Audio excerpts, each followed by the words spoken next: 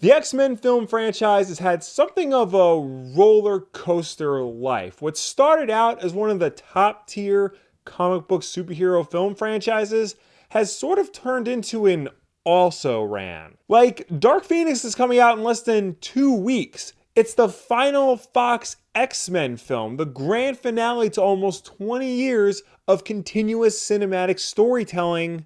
But nobody cares anymore.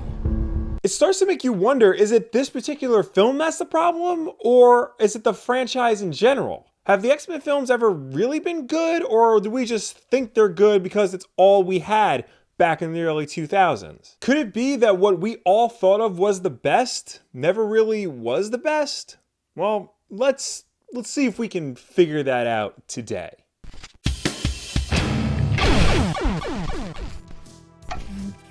Before we begin, when I say the X-Men film franchise, really what I'm referring to is the original trilogy, the current quadrilogy, and the Wolverine movies. I know the Deadpool films are considered in this universe, but there's so much their own thing, I'm not gonna count them as such. I'm also not counting the New Mutants because A, it's not released yet, and B, by this point, who the hell knows what that movie is even gonna be. So for this video, I'm going to run through the entire X-Men franchise film by film, give my opinions on them, and then talk about the entire series as a whole, because I think you'll see that the pros and cons for just one X-Men film are really the pros and cons for the entire series. So let's start at the beginning with X-Men released in 2000. Now, if you were to watch this today, it might seem like a smaller scale film, but you have to understand, this was a big deal back in the day. It garnered some very good reviews, it did very well at the box office, and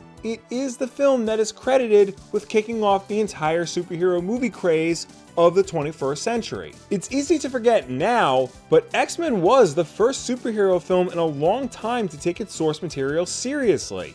It presented its world and characters with a sense of believability and credibility rather than just trying to make a silly cartoon for stupid kids. Remember, we're still in a post-Batman and Robin world. People still saw comic book films as silly garbage. Yeah, Blade had come out, but that was more of a cult hit.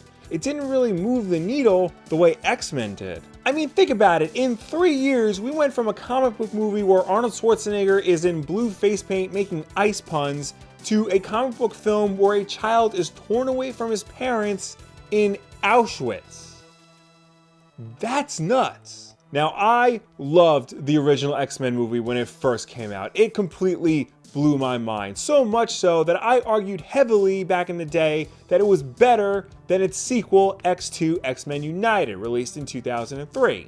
However, looking back on it now, yeah, X2 is the much better movie. All the setup and world building that X-Men started, X2 took and ran with. The film went deeper and further with its plot and setting, now more directly referencing its comic book origin, specifically the story God Loves, Man Kills. Everything that was good in the first movie is even better here. You can tell the filmmakers became more confident with the material and subject matter and were ready to go further as the series went on. Except that they didn't. Bryan Singer, the director of X-Men and X2, who is also a bad person, left the series to go work on a boring Superman movie. So for 2006's X-Men The Last Stand, they brought in director Brett Ratner, who is also a bad person. You know, for a film series about tolerance and doing the right thing, most of these movies were directed by creeps.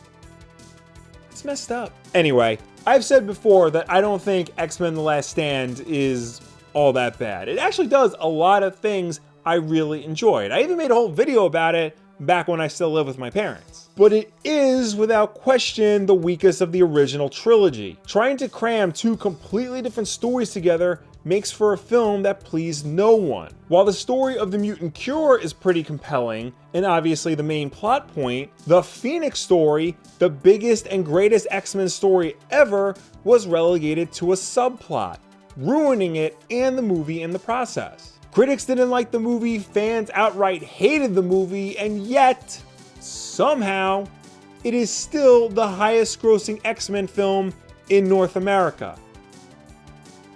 Who knew? After The Last Stand, the X-Men series took a brief detour into the realm of solo spin-offs, starting with 2009's X-Men Origins Wolverine.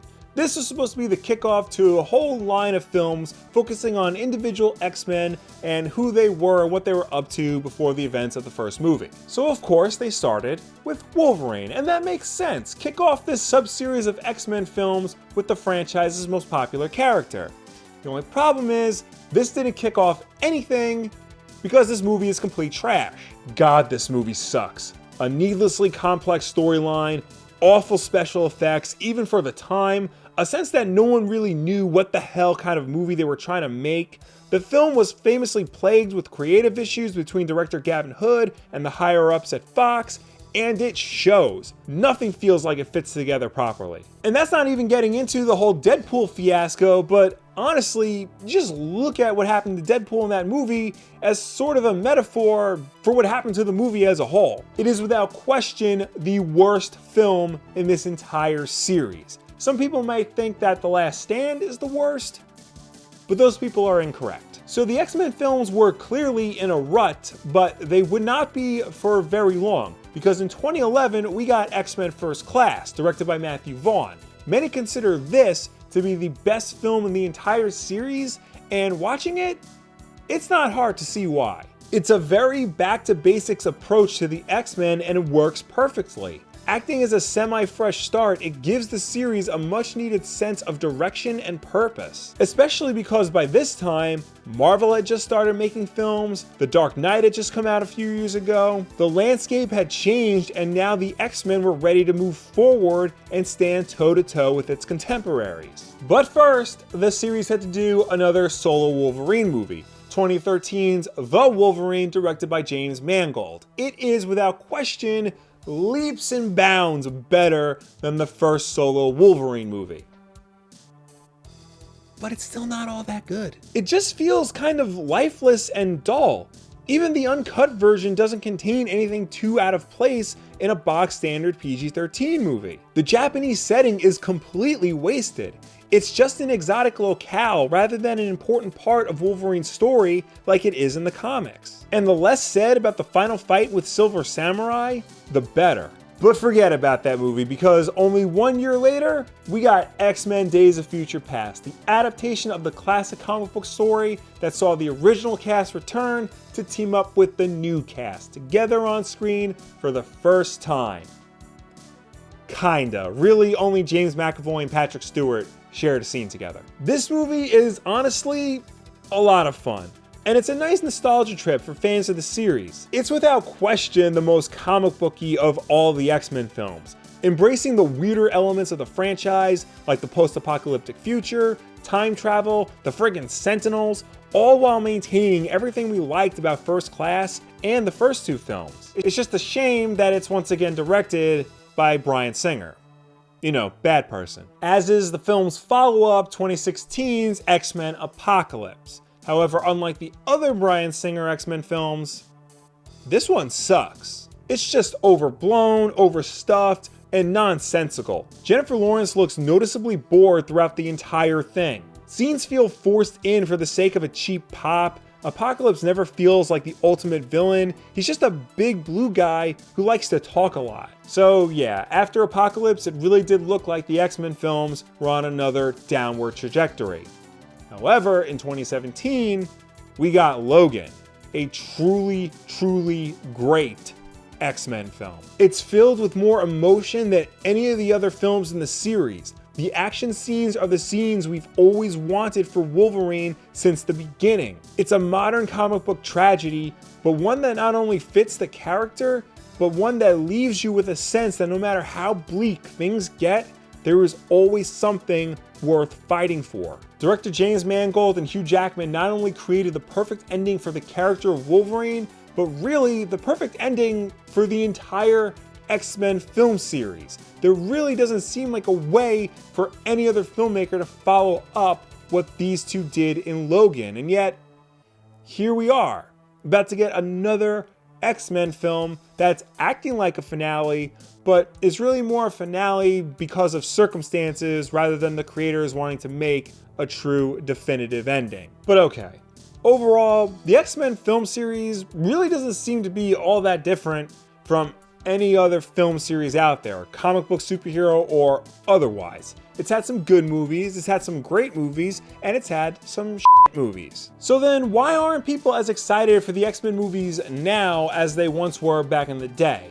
Well, I don't think it's necessarily a quality versus quantity thing. Sure, there have been like 9 films in 19 years, but that's actually on par with the Fast and the Furious franchise. And people still get really excited about those movies. And I also don't necessarily think it's because this upcoming X-Men film looks to be a carbon copy of a previous X-Men film. I mean, I'm excited to see Godzilla King of the Monsters, and that just looks like a carbon copy of a lot of other Godzilla films. No, I think the reason has more to do with where we are in 2019 as a society. Since the first X-Men film came out in 2000, we have had so many more comic book movies get released, much more than we initially thought was even possible. And since these films have been released, they've been able to do things that the X-Men films could do, but often better. Because now we've had films like Sam Raimi's Spider-Man, Christopher Nolan's Batman, and the entire Marvel Cinematic Universe, showing us just how emotional, deep, and crowd-pleasing comic book films can truly be. And because of this, the X-Men films really seem kind of quaint by comparison. And now because of this, because we've gotten better and better films, all of the flaws of the X-Men series start to become more apparent to us as viewers. I mean, think about it. This is supposed to be an ensemble piece, and yet every film is always focused on the same small group of characters. Also, every film starts to look the same. Every film either takes place in either the X-Mansion, a forest, or a random government facility. And just from a thematic perspective, when you look at the X-Men series overall, really look at the movies that they've made, you kind of get a sense that the filmmakers are a little bit embarrassed by the comic book origins of the X-Men. Like they're afraid people won't take these movies seriously because they have weird ass mutants in them. Now, to be fair, that may have been okay back in 2000, but not so much in this day and age. Almost every film in this series is a variation on the civil rights allegory. Even if it's not the main idea of the film, it's brought up a lot. Now, to be clear, this is a very important part of the X-Men franchise, from the comic books to the cartoon to the movies. But it's not the only aspect of the series. This is a comic book series that often features things like alternate realities, secret underground mutant societies, a place on Earth called the Savage Land where dinosaurs still exist, and yet the movies never even attempt to do anything quite so outlandish. They waited a long time before they did anything remotely comic booky like time travel and now space exploration in Dark Phoenix. But by this point, Marvel had already done Norse mythology, an alien invasion, and a talking tree and raccoon. So the X-Men don't feel like leaders of their genre, but rather followers now. This whole aversion to the comic book mentality can easily be seen in the outfits the X-Men wear in the movies. I mean, in the comics, they typically look like this, but in the movies, they typically look like this. It took until the end of Apocalypse for the filmmakers to try and have them wear more comic book accurate costumes, only for Dark Phoenix to come around and introduce new, boring, samey costumes. Maybe the most boring ones yet, honestly. And I feel like this is especially true of the James Mangold Wolverine films. As much as I love Logan, and I really do love Logan, there's definitely a sense that they were trying to reject the comic book origins of the character. Like the story they were telling was real, man. Maybe a quarter of it happened, and not like this. The X-Men films never really grew out of this mindset. Attempts to evolve the series and take it in new directions have either been poorly misguided or just plain didn't stick. Every long-running film franchise gets a fresh start at some point. It's just something that has to happen.